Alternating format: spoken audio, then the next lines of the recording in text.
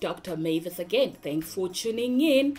And I hope that you have subscribed and you have also shared with your community and asked your community to subscribe to this YouTube channel. Thank you. Appreciate you.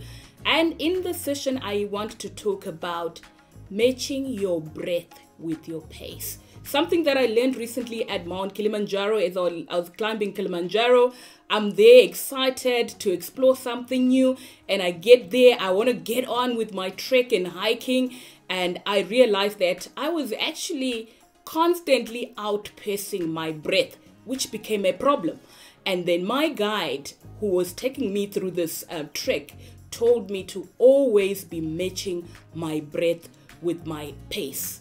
And it didn't make sense in the beginning. It didn't make sense. They used the word pole pole, slow slow. But what that translates to is match your breath with your pace. Because each time you outpace your breath, you start to get overwhelmed. You start to get anxious. And this made me reflect about the times that we're working in. It's easy to get overwhelmed. The question becomes, are you matching your breath with your pace? Or are you outpacing your breath? Each time you find yourself anxious, overwhelmed, it's time to pause and go slow, slow. And then that just match your breath with your pace. And what was one of the things that was also interesting was that this guide stayed very close to me, listening to my breath and checking if I was outpacing my breath. And I thought about leadership. So think about it. Our leaders need to stay connected so that they can see, are we overwhelmed?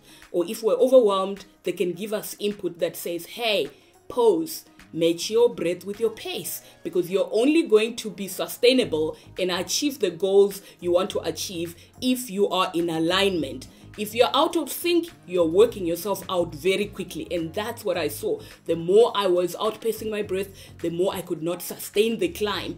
And so therefore I was not sustainable in what I was trying to achieve. So pole pole.